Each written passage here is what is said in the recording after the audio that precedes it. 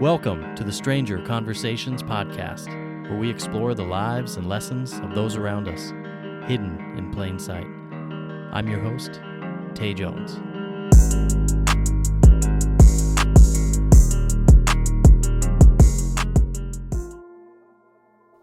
Hello, and welcome to today's episode of the podcast.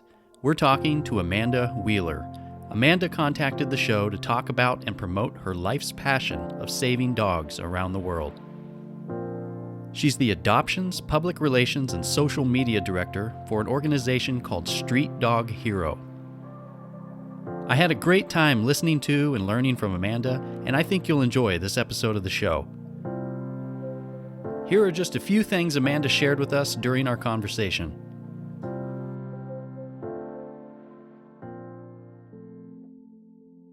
I was in good old corporate America before. I worked for Morgan Stanley for many, many years in San Diego.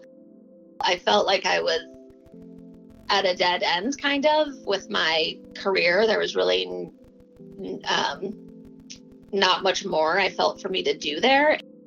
I actively had moments where I felt like, is this all my life is going to be? I was really not fulfilled by that in any way, shape, or form. So I decided to quit my job and pack up all my stuff. I had saved up some money and I was just gonna roll the dice and see what happened. I've always loved dogs.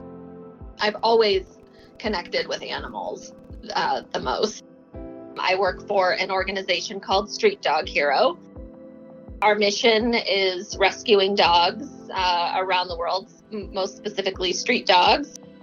We partner with local rescuers. I'm really grateful for my business skill set that I have. I mean, we're a growing organization, and so it's very helpful that I'm able to, while wearing my I'm passionate about dogs hat, also be able to wear my corporate savvy finance hat as well. In Mexico, there are animal abuse laws and things like that, but getting them imposed is very, very difficult. We were starting caravans basically from Cabo. We'd have people drive a load of like 15, 20 dogs up to the border. There was a hoarding situation in La Paz that we were involved with recently, where there's a local he was a known drug dealer. He would take dogs in and then use them on social media as ways to try and get donations. I mean, when we first got involved, we had lots of people telling us, like, don't get involved with this guy. There was another rescuer who had gotten involved with him, and he tried to burn her house down. We were able to go in with the local police, like in tandem with the police, and seize his dogs. But the problem after that is, like, it's just going to happen again. And in Korea, they have the meat markets there. These dogs are just born and bred in rusty, disgusting wire cages, just sitting there waiting to be eaten. A couple years ago, we were able to raise enough money to buy one meat farm there, and it had about 15 to 20 dogs in it. It's pretty amazing to see a dog who has been hit over the head with a shovel or starved to within a few breaths of life, and then they still love humans. They still want to be loved, and they will accept whoever wants to give that to them. We have a lot of situations where dogs are tied to trees with no shade or shelter or water or food. We have come across dogs that are so poorly groomed that they're completely matted and they can't even walk. The dog grows and they never tend to the dog ever again. The chain or the collar grows into their neck. Hopefully someday we don't have a homeless dog. Every dog that goes to a home, that's a success. I think we're up to almost 1,300 right now. It's very hard to make decent living and animal welfare. I mean, now I, of course, make less than half of what I used to, but I don't feel broke or poor at all. And I wouldn't change it for the world. I hope people are really evaluating what matters to them in life. Maybe I can inspire someone to quit their corporate job and just take a risk. Now let's get on with the conversation. Oh. Hi, is this Amanda? Yes. Hey, this is Tay from the Stranger Conversations podcast. Hi. Sorry I missed your call. Hey, no problem. Hey, so we are live and recording on your episode of the show. So I want to thank you for signing up for the podcast, and I'm looking forward to learning a little bit about you and hearing the story that you'd be willing to tell. Yeah. So did Sarah tell you anything about me or what I do, or? No, she didn't. And for any listeners, because this whole thing is going to be, on the podcast, Sarah's my sister, and I believe you guys are friends, but she asked me if I wanted to know anything about you, and I said no, because that, makes a little bit more of an interesting show. The only thing I do know is that there was a business associated with the email address that you signed up with, and so I don't know if that's something you're wanting to talk about or something completely different. Yeah. So, should I take it off speaker or? It sounds good on my side. Okay. It's just a little echoey in here, so I just wanted to make sure. Yeah. So, if you want to start out, just, tell us a little bit about yourself. Yeah. So, I mean, probably the most notable thing about me is that I work for an organization called Street Dog Hero. Okay. And our mission is rescuing dogs around the world, most specifically street dogs from around the world, mostly from Mexico, but also from South Korean meat markets, from China, from Albania. Wow. Just kind of all over. So the organization is 3 years old, and I've been with it for 2 years now. And I travel to Mexico a lot to meet and rescue dogs and bring them back. Yeah. And then we work to find their forever homes here in the Pacific Northwest. Wow, interesting. So what is your title with Street Dog Hero? Well, it's a couple things. It's adoption, social media, and public relations director. Okay. But I do a lot of other things too. Yeah. Well, that's interesting. So all over the world, I've heard of people adopting dogs, and actually a friend of ours adopted a dog, I think from Puerto Rico. And I was thinking, oh, that's kind of like random, but apparently it's not that random. Yeah, it does seem kind of random, but then once you get immersed in the world, it becomes very common and normal, I guess. And it's kind of, I think that quote unquote rescuing a dog has become very, it's definitely gained popularity in the last 5+ years, and then even more so in the last couple of years, where it becomes even more, what's the word I'm looking for? More mainstream, Well, yeah, but to have, going and getting a dog from the Humane Society isn't as exciting anymore as saying that you rescued a dog from a hoarding situation in Mexico or something like that. Yeah, there's a little bit of a story behind it. Yeah, exactly. So, it's a lot more, and our bios and things like that online are a lot more about storytelling and things like that than this is a 4-year-old yellow lab or something. Right. And when you say that you go down to Mexico and you're rescuing these dogs, I'm assuming you don't just go down there and find strays and bring them back. There's probably something set up like partnership down there where they find the animals and then you go down and rescue them from them. Yeah.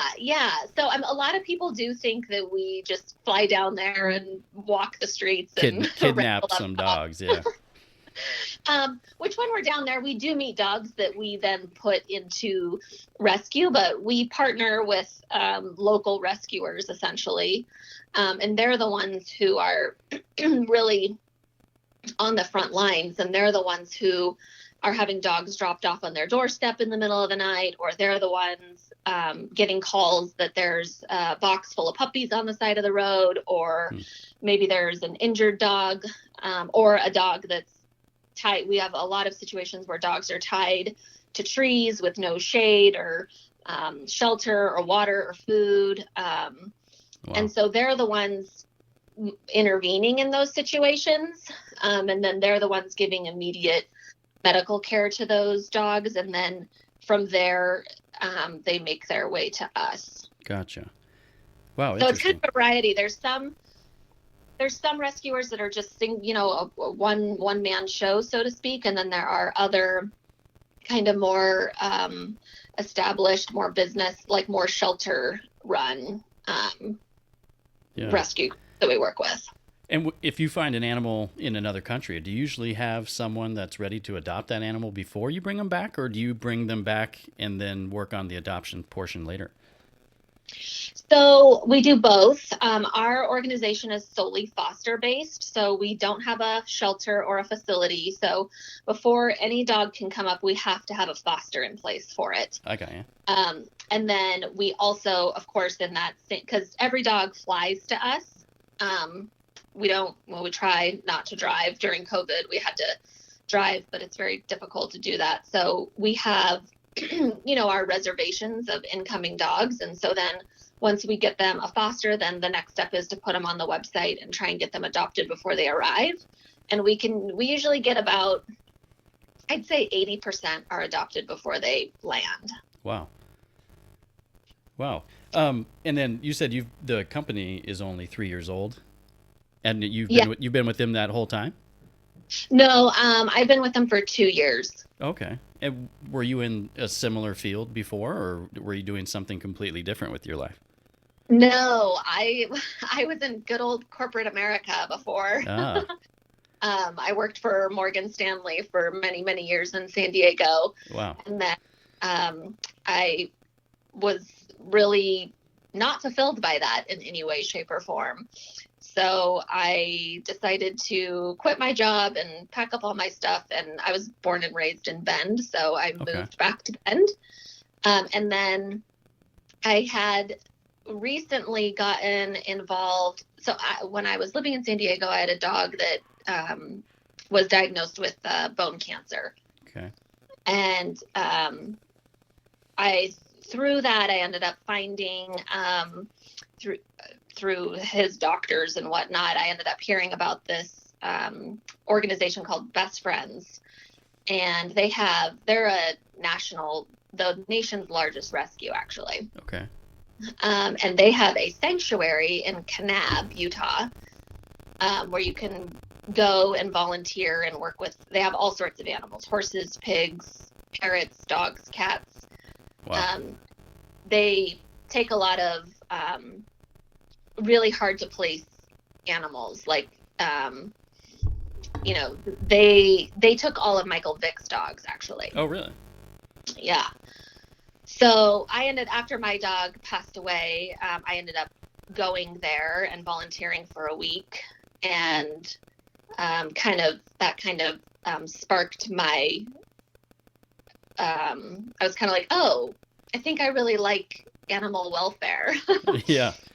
So then I started volunteering at the Humane Society there, but then shortly after that, I ended up moving back to Bend. So I knew that I wanted to become involved with the shelter here, but kind of more on a higher level, or where I thought that I could contribute more, which at that time was more in the financial sector, with my Morgan Stanley background. So I ended up applying to be on the board of directors at the shelter here and getting a position there. So I did that for a few years, and through that, I ended up meeting a gal who was involved with Street Dog Hero, because her passion, she had traveled to, I think it was Aruba, and had seen the dogs there and had helped there, and so she was involved with Street Dog Hero. So that's and then they were looking to expand and needed more help, and that kind of ended up being the bridge to that. And I just started doing their social media and things like that. And then eventually I ended up having that be my sole job. Yeah. So packing up, probably a very, lucrative job with Morgan Stanley down in California and just packing up and moving back home to Bend. But that was before you actually had another job lined up? Oh, yeah. Yeah. So that was probably scary, huh? Yeah, it was very. I had decided I was going to get my real estate license and try that. And then, I had saved up some money and I was just going to roll the dice and see what happened. Yeah, and where do you think, you would get the courage to, just up and completely change your life? Was it more you weren't happy where you were at Morgan Stanley, or just that you wanted to pursue something totally different? I think it was a combination of the two. I mean, I felt like I was at a dead end kind of with my career. There was really not much more I felt for me to do there. And I also felt like I actively had moments where I felt like, is this all my life is going to be? Like, it just felt very meaningless to me. I didn't feel like I was contributing or doing anything worthwhile, I guess. Yeah. And so it was just kind of a combination of wanting to change that. And, it was kind of like now or never. Like, you might wake up and be 50, and wish you did it, and you never did. Yeah, well, I think that's important, to find something, that you're passionate about and actually, take the step, a little leap of faith to go down. It sounds like everything worked out in the end for you. Yeah, it definitely takes a leap of faith for sure. I mean, I have lots of friends who, are kind of stuck. Like, I feel like my generation, we're still in the, like, you need to work to make money. Working isn't for fulfillment or, your passion in life. Like, that's your obligation to support your life or your lifestyle. So I feel like I have a lot of friends who are stuck in jobs that they don't like or they find unfulfilling, but it's really hard to transition that out of that. And it's really hard to find a job. I mean, depending upon what it is, of course, it's very hard to make a decent living in animal welfare for sure. Yeah. I think as you grow older, and you get more life experiences and do different things, you kind of work yourself up and you kind of really realize what's important in your life and take those next steps, those leaps of faith to kind of get yourself into what you're passionate about. Oh, 100%. I mean, I guess what I was trying to say was I have friends who are afraid to give up the money. Mm-hmm. It's like, well, I have to make this much. And, and I used to think that way too. I used to be like, there's no way I could take a pay cut. Like, I use every dime as it is. Like, there's just no way I can do that. But it's funny how, I mean, now I, of course, make less than half of what I used to, but I don't feel broke or poor at all. Yeah. And I wouldn't change it for the world. Like, I feel so much better about my life and where I'm at, and the money has I mean, of course you have to make enough to put a roof over your head, but it's kind of that the fulfillment is the payoff there. Yeah, exactly. I wouldn't, if someone said, oh, well, you can go back to making double, and I would never trade that. So I wish that people could kind of get out of their, this idea that, like, have to make X amount of money, kind of thing. Yeah. And so it sounds like you kind of found this passion later in life. This isn't something that you grew up with, as a child, just being an animal lover or volunteering at humane shelters, etc. This was all something later in life for you? Well, I've always loved dogs. I mean, I've always had a dog growing up. As soon as I went to college, I got a dog.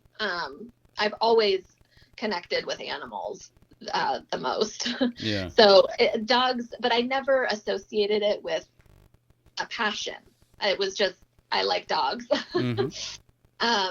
And I guess I was never really exposed to any sort of career or work or path that may exist in animal welfare. So I just didn't really know. I just didn't even know that even existed, I guess, until I really thought that like being a veterinarian was the only way you could, be involved with animals and get paid for it, kind of a thing. Yeah, it's hard to kind of realize what the field entails, till you really maybe dive a little deeper into it. Right, right. I mean, I went to college and there definitely wasn't a like get your degree in dog rescue. Yeah. Or the follow your passion degree, do whatever you Right. want. um, yeah, that's interesting. So is Street Dog Hero then? Is that like a nonprofit? Yes. It is, okay. And so, like you said, I think you said about 80% of them, you already have a home for them when you bring them back. The other 20%, you said there's no shelter. What happens with those dogs when you bring them back? How long are you usually holding on to these dogs, taking care of them until you find somebody? Yeah, it depends. So they all go into a foster home. So we have volunteers that sign up to be foster homes, and we post, we say, hey, here's the picture of this dog, here's the bio, who wants to foster it. One of the volunteers raises their hand, and then when the dog lands at the airport, they go and pick them up. And then all dogs are vetted as soon as they come in again.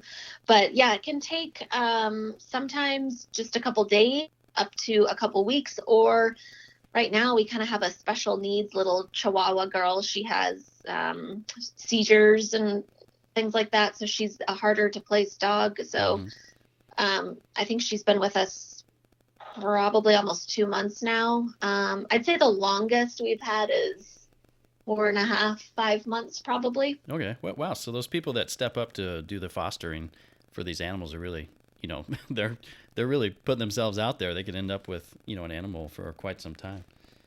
Well, I mean, not really, because if they have to go somewhere, or if they get tired of it, we just move the dog to another foster home. Gotcha. So, I mean, ideally, yes, they stay with them until they're adopted, but we want to make it as easy to foster as possible. So we try to, let people know that we can, of course, accommodate if they need to change things. And then if you're going to foster a dog, is the cost, do they accept the cost of medications and vet bills and things, or is that something that's all taken care of through Street Dog Hero? No, we cover all of the medical. They do pay for food, and treats or whatever. Or if we have someone that really wants to foster but can't afford the food, then we provide the food. But most everyone provides their own food. And then we cover all the medical expenses, depending upon if there is any or not. Right. So I would assume, coming from the corporate world, although it wasn't your passion, you weren't fulfilled with that. You probably learned a lot of skills that were able to transfer into this position.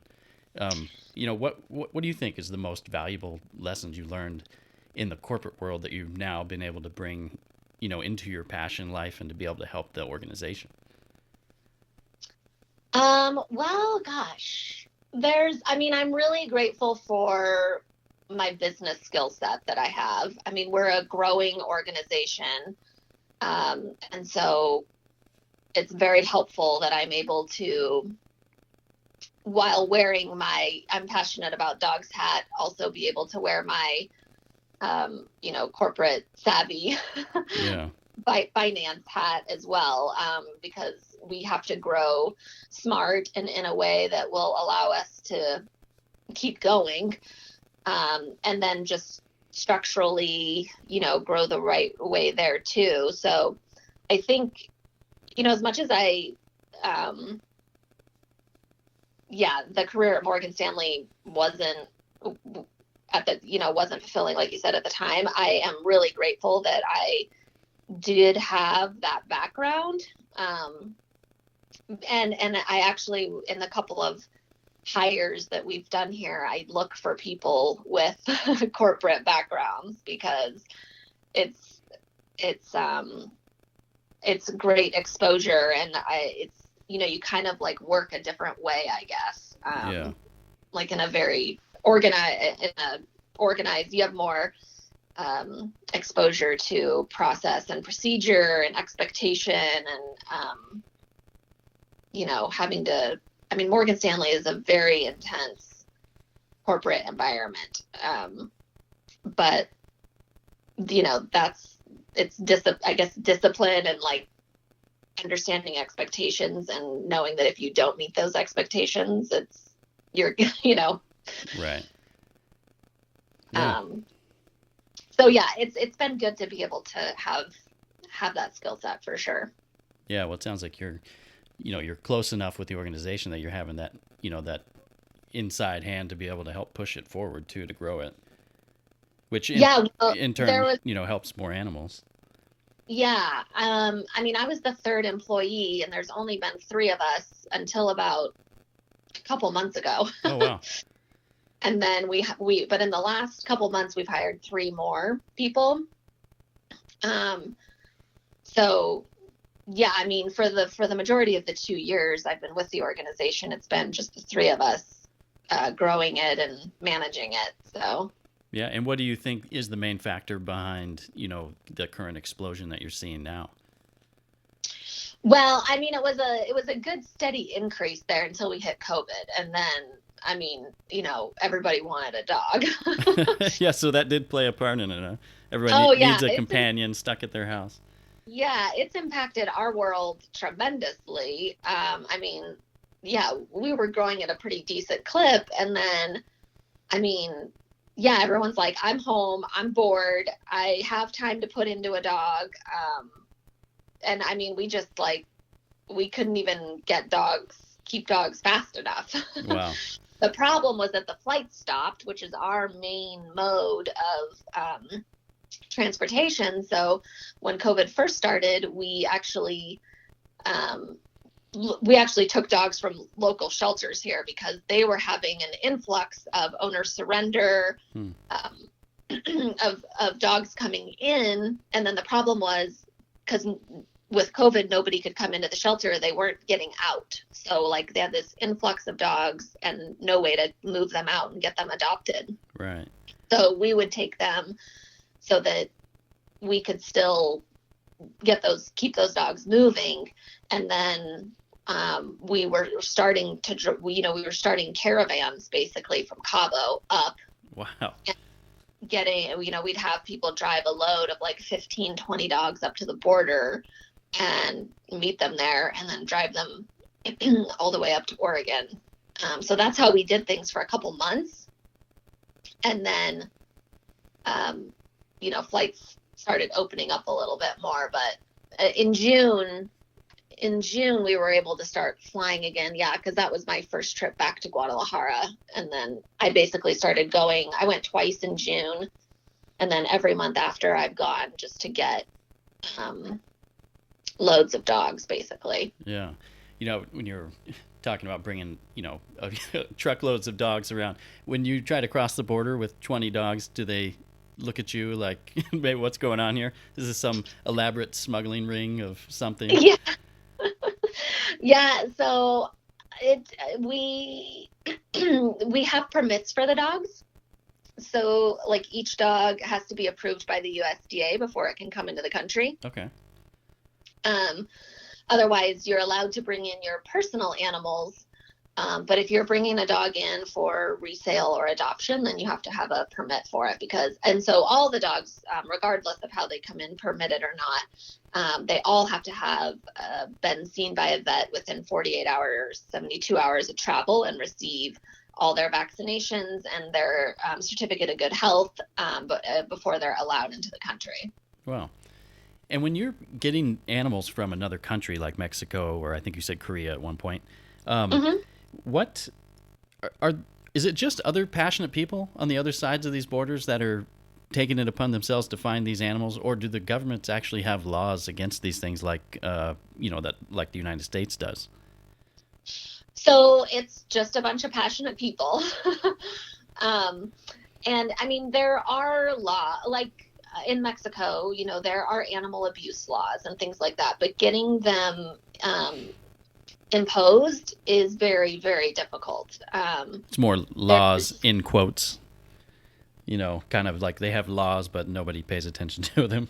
Yeah, exactly. Like, I mean, you have to be doing, in the US, like, you can call if the neighbor's dog is barking too much.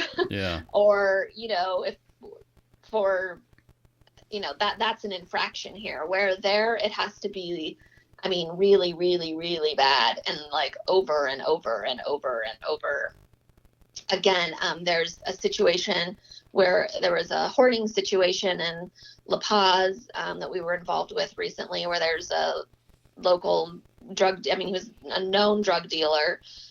He would take dogs in and then use them on social media as ways to try and get donations, and try and, collect money and say that they're for food or medicine or whatever. And he'd show these images of these super skinny, the dogs are like dying, Oh, wow. and act like he was rescuing them. And it took months and months and months. But we were able to go in with the local police, like in tandem with the police and everything, and seize his dogs. But the problem after that is, like, it's just going to happen again. And even though getting the police involved in that is very challenging, and then they basically give him a notice that says you're not allowed to own another dog. But if he goes and does it, like, nobody really does anything unless we cruise down there again and like, hey, this guy has 20 more dogs again. Like, I thought we wrote a fine and he can't do that. And like, okay, like, let's go take care of it now. Yeah. So it's very difficult to actually, usually what happens is that, excuse me, it's a neighbor, or we have lots of situations where the owners are going to take the dog to be euthanized because they don't want it anymore. And like, the maid will take it, or the neighbor will take it and bring it to a rescue, and kind of intervene that way. Yeah, very interesting. Yeah, you're saving the world one dog at a time here. Yeah. And in Korea, they have the meat markets there. So these dogs are just born and bred in rusty, disgusting wire cages, just sitting there waiting to be eaten, basically. And a couple years ago, we were able to raise enough money to buy one meat farm there, and it had about 15 to 20 dogs in it. Wow. And we've been working on slowly. I mean, we don't have a lot of flight angels cruising back and forth from South Korea, so it takes longer. But we've been slowly bringing them over, one flight at a time, basically. Yeah. And when you're working with some of these people in the other countries, this is some work, the way you're explaining it. Some people do this work with, human trafficking.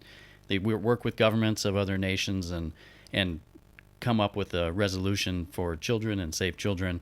It's kind of what you're doing with the dogs. And I know with the human trafficking side of it, some of that can be, extremely dangerous work. You're affecting people's livelihoods in a very poor country. Have you ever had any close calls or interesting times when you started to get involved and try to save an animal? Definitely with this last hoarding situation, the drug dealer guy was a known. When we first got involved, we had lots of people telling us, like, don't get involved with this guy. There was another rescuer who had gotten involved with him, and he tried to burn her house down. Wow. And so it got really sketchy with him. But that's why we made sure the police were involved and things like that. But generally, that was a totally unique situation. Generally, no, we really haven't had much issues. I think it's more when we, in Mexico, the locals are afraid that the gringos are going to come down and steal their dogs from them. Yeah.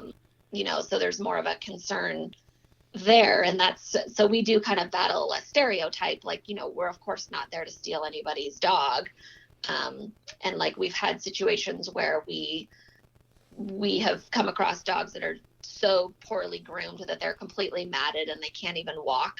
And we've asked to take the dog to get groomed, and they're very nervous it took us 3 days one time to earn this person's trust that we were actually going to go get the dog groomed and then return the dog back to them. So wow. It's really important that And a lot of times Americans go down there and they see these bad situations and they want to buy the dog from people. And it's important that Americans not do that, and that we, kind of earn trust and respect, because, we want, it's much better to take that dog and get it groomed and return it than to just not be able to do anything at all. Right. But yeah, and then we come across this more because we also do spay and neuter clinics in Mexico. So, like 25 Americans show up and we do take dogs off the street for that. And we just bring them, do surgery on them, and then set them back out on the street, basically. But then we also, provide low cost or free spay neuter for the residents of whatever town we're working in too. Yeah. And do you find some of the mistreatment or, of the animals, like obviously the drug dealer guy, he was doing it for money, but some of the other, instances that you're seeing in some of these countries, is it cultural, or is it an economic issue where they just don't have the ability to care for them? It's definitely, it's a combination. I would say it's 90% cultural. We certainly come across people who really love and want to help their animals, but just don't have the money to do it. Or in combination with that, they don't understand. Like a lot of times in Mexico, they don't even know what spay or neuter is. Yeah. That's just like not something that's on their radar at all. So you kind of have to explain to them, like, oh, this is why you want to have it done. And it's not only for limiting reproduction, but it's also reducing, cancers, ovarian cancer, testicular cancer, all, aggression, behavioral issues, all sorts of things. So it's, and then they're like, oh, okay. Like, then they want to do it. But yeah, a lot of times it's just, we see a lot of, two things. So a lot of times when we travel, we always bring new collars with us, because a lot of times they give puppies as presents, for birthday presents to little kids. Okay. A little kid can't take care of a puppy, obviously. Right. And then the parent doesn't necessarily want it or want to deal with it. So they stick it on a chain, on a stump, like to a tree stump or to a pole or whatever, as a puppy. Well, the puppy grows, and the chain or whatever is on there. It could be even a cable. We saw a dog come in. We were in Mexico last week doing a neuter clinic, and someone had used an old seatbelt out of a car, and that was the dog's collar and chain, essentially. Yeah. And the dog grows, and they never tend to the dog ever again. They maybe throw it some food, maybe some water, but they don't ever go and interact with it or think about its well-being, I guess. So the dog grows, and the chain or the collar grows into their neck. Yeah. And so that happens a lot. So that is like a cultural thing, right? Like that's not even in their mind that this animal has its own feelings or sensory or desire to be fed or nourished or loved or anything like that. Yeah, well, that's got to be heartbreaking, but also rewarding at the same time when you're able to save, an animal in that situation. Yeah, it's definitely both, for sure. Yeah. What do you love most about dogs? Probably their unconditional ability to love. It's pretty amazing to see a dog who has been hit over the head with a shovel or starved to within a few breaths of life, and then they still love humans. They still want to be loved, and they will, accept whoever wants to give that to them. Yeah. Yeah, that is very interesting. They just want to feel accepted. And, I think people are that way as well. Some people that have been abused are, kind of the same mentality. They still have that drive to, to want to be loved. Well, I mean, I think anybody, I mean, that's human nature, right? Yeah. But it's also canine nature. Yeah. But I mean, I guess, of course, they want to be loved, but I guess it's their ability to still love a human after what a human has done to them. I mean, humans have done horrible, horrible, horrible things to animals. Mm-hmm. And it's pretty amazing that they still want to come back and lick someone in the face, I guess. Yeah, right. They're not just out there to just go bite every human because they've had a bad experience. Right, exactly. Yeah. Very forgiving. Yeah. So when you moved from California, back to Bend to start this new adventure in your life, did you do that by yourself? Or are you married? Do you have kids? No, just me and the dog. Yeah. Yeah. At the time, one dog. At the time, what? I'm sorry? At the time, one dog. Yeah. And how many do you have now? I have 3, and then I generally foster. So yeah. I'd say 3 and a rotating 4th. Yeah, we have 3 dogs. We have 3 kids and 3 dogs, so we always joking. Oh, you have a household. Yeah, yeah, we definitely have a household, but 2 of them are really, really small, so that works out. Yeah. Yeah. So what's the future of Street Dog Hero? Where do you see that business scaling in the future there? Gosh, I mean, I feel like it's kind of limitless. I mean, right now we're doing 1 spay and neuter clinic a year in Mexico.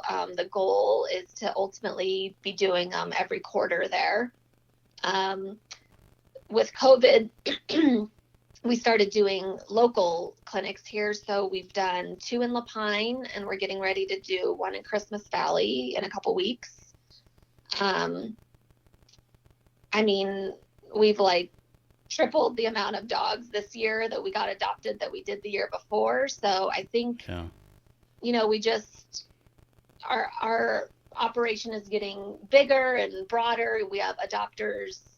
We had someone from New York adopt a dog. We have quite a few people from California adopting. We had 1 in Montana and South Dakota, so kind of all over. But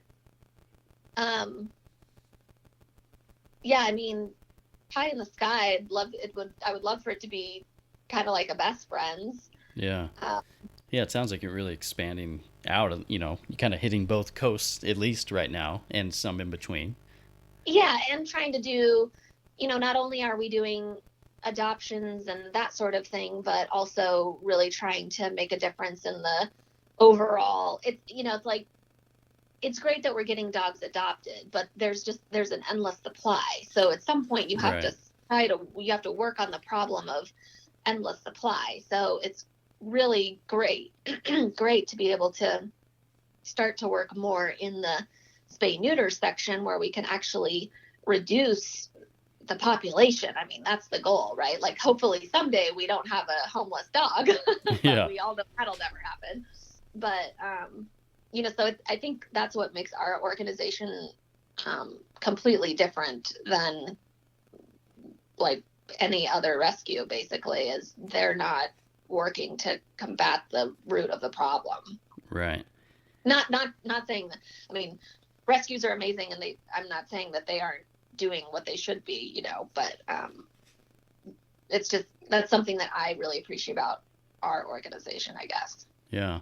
And for Street Dog Hero, what do you think is, how do you quantify success in a business like this? Well, I mean, the very first dog that got a home is a success to me. Yeah. Whether it's 1 dog or I think we're up to almost 1,300 right now. Wow. To me, every dog that goes to a home, that's a success. Yeah. Yeah, that's great. And do you think you'd be doing this, at least working in the same field, if money was no factor, you could do anything in your life? Is this what you would be doing? Oh, absolutely. Yep. I wouldn't change it. Yeah. Yeah, that's great. Yeah, I can definitely. If I won lottery tomorrow, I'd be doing the same thing. Well, that's good. I guess that's how you know whether or not you found, your thing in life, right? Yeah, if you'd still absolutely. do it no matter about the money, which it sounds like, you were willing to give up the money to come give it a shot. And I'm glad that it's something that, is working out for you. Yeah.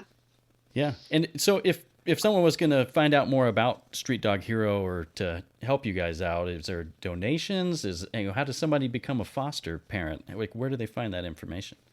Yeah, so everything's on our website, www.streetdoghero.org. And we have a foster tab on there that talks all about fostering, and there's a link there to our foster home application. We also have all of our available dogs up for adoption there as well.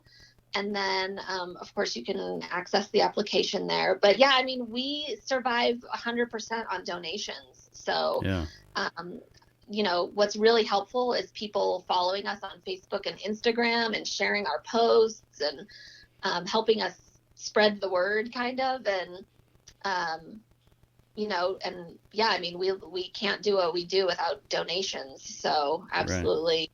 Right. And it's everything from money to time. We have people that are just drivers. They drive dogs from Portland to Bend, or we have foster. There's all sorts of different things people can do to help. And it all matters and makes a difference. Yeah, absolutely. Well, hopefully this podcast can help you guys out a little bit. We'll definitely link, all the website and everything that you're mentioning here, on our stuff, and hopefully, hopefully people could listen to this and get to hear that passion that you have for what you're doing and for the dogs and everything that you're saving around the world. Yeah, maybe I can inspire someone to quit their corporate job and just take a risk. Yeah, absolutely. In today's world, I think everybody's working from home, and I think now's the time that if people are looking to follow their passion, this might be the time. I think people have decided whether or not they want to be where they're at the current moment. Totally. I mean, you can see it in I don't know where you're at, but in Bend, I mean, it's crazy. I mean, the housing market is crazy here, and I think, a lot of it, people are reevaluating. I mean, I hope people are really evaluating what matters to them in life. And it's like, well, we're going to be home. We better make sure it's good, right? Yeah, exactly. Yeah, we live in Washington State, and a lot of, tech jobs over here. And what we've noticed is I think people are following that, because a lot of the tech companies have all of a sudden said, hey, you don't have to come to the office pretty much ever again. You can work from wherever.